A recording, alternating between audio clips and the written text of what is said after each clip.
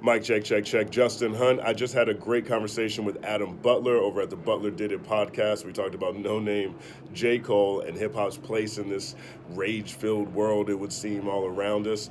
He was cool enough to let me host this on my YouTube channel, so be cool enough to show him some love over on Spotify, Apple Music, Facebook, any place that you like to go to check out your favorite podcast. The Butler Did It is over there. Also follow him at MSR_Adam.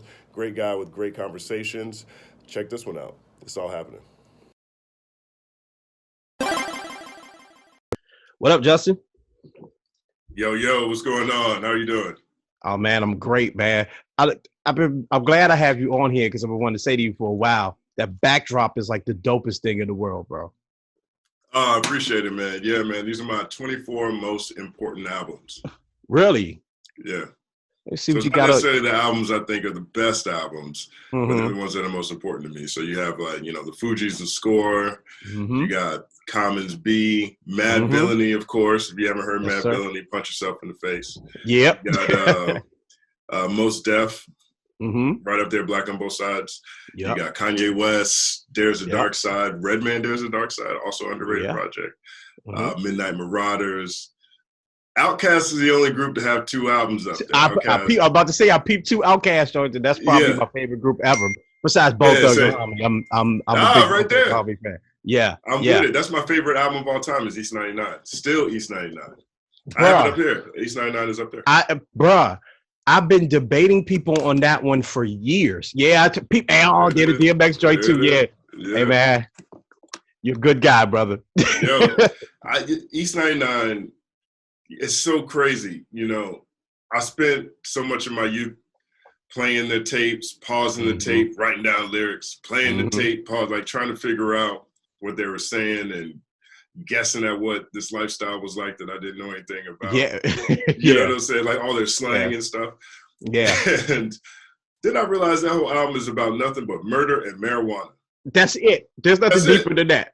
Robbing people, murder, marijuana. That's murder, marijuana. There's no dates. There's no dates. Nobody goes on a date. Right. You know what I'm saying? Nobody smacking bellies. Yeah. You know what I mean? It's just murder. And it's so amazing. And over all that time, it's still my favorite album of all time. It's definitely my favorite album of all time. It's so funny you say that, bro, because that album is, you're right. And it's all like petty crimes, too. It's not even like kingpin level crimes. It's all like, I had to go get a 40 from the store. So we shot up the store so I can go so we can get some money for some smoke. That's it. Like, it's just nothing. Exactly. It's all petty street crime, but it's the most amazing thing in the world. Shout out to Bone Thugs and Harmony, man. I'm hoping to get them on one of them on the I got to say one more thing real quick. Sure. No. Funniest interaction happened to me just like 20 minutes before this conversation. So there's this new Karen video that is going viral right now where the chick is screaming, hysterically screaming. And she's like got her hands, she was like just refused to have her face out there. I don't know about the interaction. But homie who filmed the interaction, when he pulls up, right before he pulls up, gets out the car, runs up on Karen with the phone. Right after he gets out the car, you hear Crazy Bone playing in his whip. He's listening to a Crazy Bone song. And I text Crazy, I'm like, he's listening to you. He just hit me back and he's like, laugh out loud, that's crazy. That's hilarious, bro. Oh my God.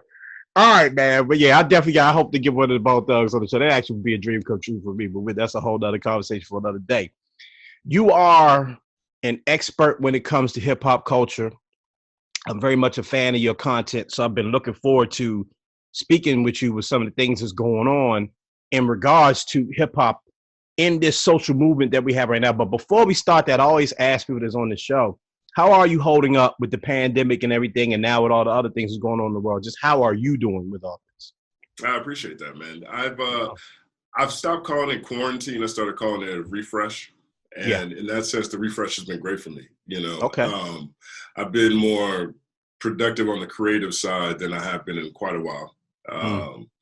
And I'm back focused on content after working with Empire for the past 2 years. If you're not familiar with Empire, incredible organization, incredible record label. And so now I'm back focused on content. I sell perspective, so I'm only as valuable as what I know. So I always try to put myself in positions to where I'm always a student somewhere. And not having the responsibility of going to different events, not having the responsibility of having to take certain in-person meetings, seeing the kind of efficiency that in a lot of ways can increase just by doing Zoom conversations or getting on IG Live, has made me more productive. And so that part has been great. Family-wise, I lost an aunt last week, 2 weeks ago. And it's tough not being able to go travel and see people. That's been really tough. My parents live in South Carolina. This would have been the best time to spend as much time with them, especially since I'm in LA, since flights are so cheap, you know? But I'm scared about killing them. You know, I think there's a psychological toll that we all feel in that regard. One thing that's weird that's happened to me in LA is when I walk around with my mask on and other people are walking around with their mask on, other people look me in the eye and say hi way more often than they ever did prior to this. And I think, you know, I take it, and it's all demographics. It's a consistent pattern, all demographics, right? Yeah. And for me, it's anecdotal, but you know, for me as a taste study. And to me, it feels like people are trying to find different ways to reconnect with humanity in a lot of ways. You know, since we're masked up, we're inside. And I think a lot of beauty can come from these type of situations. Yeah, that's the only way to look at it, honestly. I had a guest on my show a while back, Tony Lewis, and we talked about how it's kind of like we're building empathy for each other. You know what I mean? By being in this situation, sitting still for a little while, being able to reflect. For us creators, we've been able to be more creative, like you said. And, you know, I think people value life. Some people value life a bit more than maybe they did in January 2020. December 2019, maybe. That's just how I like to look at it. But I'm glad you're doing well. I'm so sorry to hear about your aunt, bro. That's never a good thing, man. My prayers up for that. So to the hip hop, right? For my audience, I've been saving this conversation. I've not said anything about the J. Cole Noname thing at all. Okay, I've had conversations with my friends about it. I haven't put anything out publicly about it, just because I actually wanted to take some time with this one and really sit back and think about it. I think people really, the problem with what happened between J. Cole and Noname is that people had quick reactions. You know what I mean? Like they jumped to conclusions on it instead of realizing that these are two artists that are way deeper than any of that. Like you have to absorb what they're saying. So let me ask you, when it comes to the J. Cole Noname situation, people that listen to the show understand what happened between the two of them. Where do you fall with that one? Who was right? Who was wrong? Was anyone right or wrong? You know, it's funny because I had the way I feel about J. Cole Noname, I had a very similar feeling a couple of weeks prior, watching a Sean Hannity clip, and Cornel West was on there, and a black dude who's a lawyer who's, you know, extremely right-wing perspective was on there too. And they both got so angry and so personal at each other. You know what I mean? And just the way they were talking to each other was so disrespectful. And it was so loud. And they were, you know, saying things to each other that only black people could say to each other, but from 100% opposite perspectives. And Sean Hannity just sitting there, just raking it in. He got two black dudes to get on this show and just start arguing. You know, and I'm like, man, I learned nothing from this interaction. I didn't need this interaction at all. And I'm not even seeing people at least show the same respect or decorum for each other.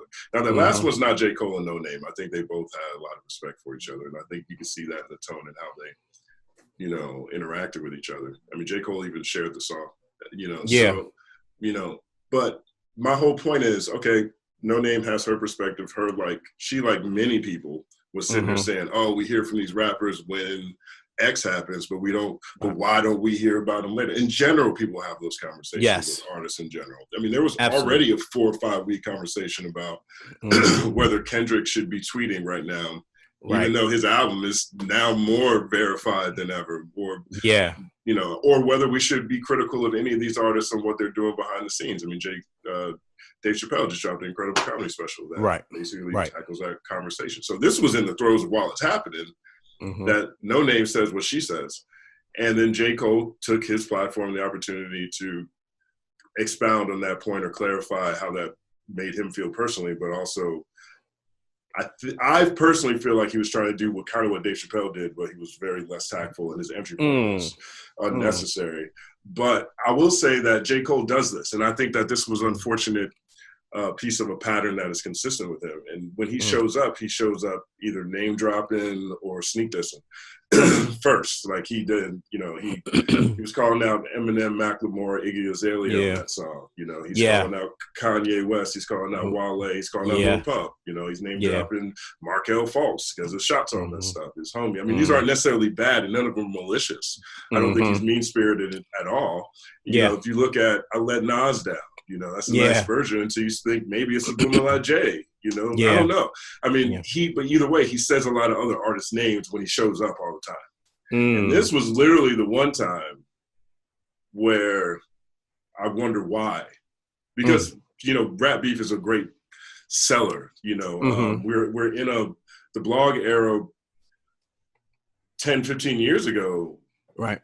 Largely blew up because they were the only ones reporting on what artists were saying about each other in a lot of ways. I mean, one of many pieces as to why the blog era was able to separate itself so quickly. So, you know, we get the rules to the game. We understand why people do this kind of stuff. But is this the time to be mansplaining the perspective of, you know, a marginalized community within a marginalized community? Right? Do I need J. Cole to mansplain for Noname? Right, you know, if I just take away anything else, okay. Do I need J. Cole to tell me how he feels about Noname? Maybe. But at this point, we haven't heard J. Cole, at least through music. Yeah. At this point in time, specifically around these things, say anything. Right. And there's been a whole lot to say. And so it all feels like an unforced error. Because regardless of what people's intentions were behind it, I don't think the message connected. And he's an incredible communicator. He's one of the best at communicating a range of emotions and passions for hip hop and his people in his community. And I didn't get none of that with this. You know, that's an important point to make, that it doesn't matter what you were trying to say. It matters if people understood what you were saying. Right. And I could cut deep. Again, a person like me, I took days and days to sit on it because I'm a Cole fan. Right. Maybe because I wanted to understand Cole. Right. So I understood what he was saying. But I do get what you're saying about, right now, if you're going to critique someone's leadership, you have to be crispy clear in doing that, especially when it comes to what you call a marginalized community within a marginalized community, talking about Black women, right? So here's a Black woman who's fed up, just like everybody else in the Black community right now, or most of us in the Black community right now, and she's speaking out. Maybe her, you know, if you want to talk about tone or whatever, maybe her delivery wasn't as productive as you would like it to be. But if you're going to address that, maybe through the form of hip hop was not the best way to address it. Maybe it was like a straight up tweet. So we don't have to try to decipher your punchlines and everything. You know what I mean? Maybe he needed to say her name. Who knows? I understand what he was trying to say. I'm not furious at him, but I understand why people are furious at him, if that makes any sense. It does, 100%. I mean, let's say we take the exact opposite perspective. Let's say what is a positive that came from this? Noname got a name now. Yeah. Noname is a much bigger star now than she was before. Absolutely. And she's doing a lot of good in the community. She's got a book club that empowers people in her community, within her community. I don't think anybody disagrees with what she said. Right. People know that her voice is powerful enough or important enough to where J. Cole reacts to it. I think there could be upsides. I'm not mad at the upside, you know, because Noname is one of those artists that I feel deserves more attention. I think she needs to be more appreciated. You know, she's incredible. And she comes from a crew of incredible voices.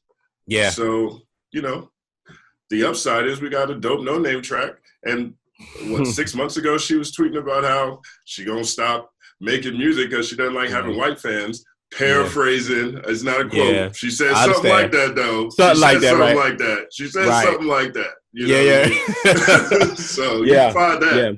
Hey, well, she got motivated to put out a great piece of art, and she's donating the proceeds to different organizations that she feels are doing important work. So there's upsides. That's better than typical rap beef where you just look at somebody slowly go broke. Yeah, and it's all toxic and negative. I think there's nothing wrong with two black intellectuals, which I consider both of them to be, even if Cole says he isn't. I think he's an intellectual in at least in the hip hop community, and Noname certainly is. There's nothing wrong with two intellectuals having a civil debate about, hey, how should we proceed forward, right? This is no different than King and Malcolm or any other black intellectuals in our world and in the history of our people, you know. So the good thing about it is that, again, it's not a true beef. J. Cole was tweeting our song saying, hey, look, I meant what I said. And one thing that was dope about the Cole song is that at the end of the day, he put it all on himself. You know, we're living in a world where we take clips of things and little segments of a piece of art and sharing it to the world and judging it off a segment of art, a piece of that art. At the end of the day, Cole says, hey, it's on me. I need to do better. And Noname, you might be the one. You know what I'm saying? So now people, like you said, who had no idea who Noname was, is fully aware of who this brilliant young woman is. And now her voice is way more amplified. I do want to ask you just on a broad. Yeah. I will say one thing with that. You know, and that's a very nice way to say it too. I personally do have a reluctance to let J. Cole off the hook on this stuff. Okay, let's talk about it. In a vacuum, I think it's cool. Everything you said, I agree with in a vacuum. But he does this all the time. Like, what's he gonna do? Sit down and have a podcast with Noname like he did with Lil Pump? Like, I feel you. I feel you. The whole genuineness of it. Yeah. Because the message, again, is we all need to do better. But why do you have to drive through Noname's neighborhood to get there? I got you. And you know what I'm saying? One thing, Cole, if there's a learning, because this is different because, you know, going at Kanye and Wale on this off the subliminal, right? Not saying their names in a time where there's no mass protest going on is a cute thing to do. You know, it's all hip hop at that point, right? Going at, you know, maybe we talking about Jay, maybe he's talking about this person, talking about Lil Pump last year or whenever that album came out, is cute. Right now, there's the hip hop discussion, and then there's the social justice discussion, right? So from the social justice standpoint, I think it's good to have civil debate. From the hip hop standpoint, I'm with you. Say their name. Right. If you go at Noname, say her name. I'm with you from a purely hip hop standpoint. Like, stop throwing subliminal shots at people. Say their name. If you really want to smoke, please come forward. From a hip hop perspective, but you know, this was also a civil debate about what should happen with the movement. And I think that when you bring up Cornel West and the other gentlemen, and I saw they just screaming at each other, that's completely you know, counterproductive. You know what I mean? If people are understand, if that's not the message that's being taken away in times like this, then that's real. That's a missed moment. I agree with you 100%. I want to talk about just hip hop in general when it comes to this, because what Noname was saying, you know, again, she didn't address J. Cole individually. She's talking about artists in general. And you mentioned Dave Chappelle. Obviously, Noname called out a bunch of celebrities when it comes to hip hop, though. But when it comes to Dave Chappelle, who is a part of hip hop, right? He's saying, like, at the end of the day, I'm a human being. Just because I didn't give you art on your timetable does not mean I don't care, especially considering that I've been doing this art my entire life. Do you think that also applies to hip hop artists like a Kendrick, like a Cole, even Run the Jewels, who did put out, you know, some work, but just those artists that are known for creating content around these subjects that might be a little quiet right now? I think every artist has a responsibility to speak for more than just commerce.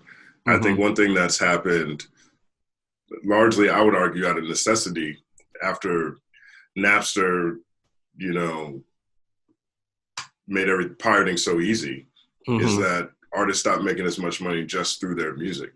And so streaming revenue where they are, you know, Instagram doesn't pay you, Twitter doesn't pay you directly. So your following is good for selling things more than your music. And so they have to do a lot of stuff to make money.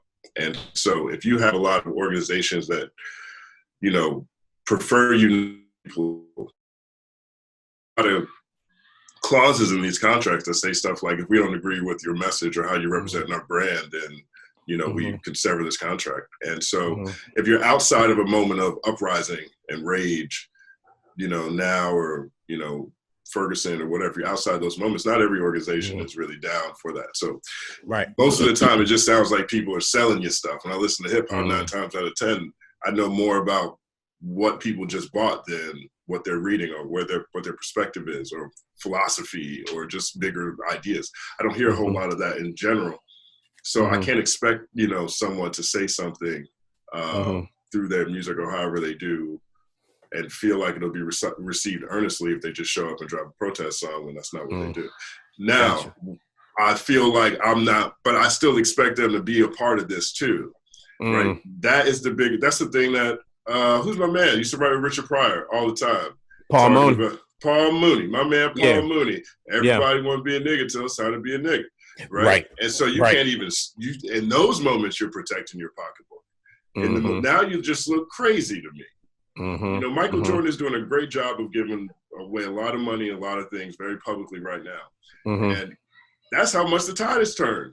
Yeah. Nike clearly was telling him not to, advising him not to be political around Rodney King, be political around Jesse Helms. Jesse Helms probably owned a slave in 1995. He probably had one left, what I mean? There was a pull because this was a time of wealth accumulation, of money, and it was new access, and you had the Cosby Show, and you had Martin, and you had the Fresh Prince, right? There was a whole bunch of black families on TV. You had a Will and a Grace, one of them things creeping in. And we're clearly not at the point where representation is the sole value we expect from our leaders, right? I'm not one of these people who says, I don't want to hear from a rapper right now. Who do you think's in Congress? These people in Congress aren't political people. There's some guy who owns a fast food franchise and got his own to vote for him. Our politicians are made up of the populace. This is the populace with the most words, because rap has the most words. That's why it's the best. And you're using none of them in any platform to say anything about something real. But you only want to show up telling me what you own. That to me is a disconnect that's more frustrating than whether or not we expect celebrities to say something. And you can absolutely, and you can argue that the last matter now is hip hop was solely inspired by hip hop. If you're Black in America, for the most part, you were inspired in some way by hip hop. You know what I mean? And so I do feel like I want to let people do things on their time, because these are human beings at the end of the day. And also I want them to be able to articulate themselves in a way that again, we can understand. You don't want their message to get lost, because it could be more harmful than helpful. But I do think it comes to a point, especially now, when you have a microphone, you have a platform, you need to speak up on these things, and you need to let people know that you're, at the very least, you're in support of them. Whether you're a Little Pump or you're a J. Cole, you need to be letting people know that you're in support of what's going on, because you provide the soundtrack for that. But I do think that people should be able to do it on their time, though. What their time is, I'll never know, because it's their time. But I do think we should allow ourselves to be a little patient with them. You know what I mean? Well, some are frustrating. Lil Wayne is frustrating. Lil Wayne is, he has to be outwardly trolling. Lil Wayne is highly educated. Lil Wayne went to McMain.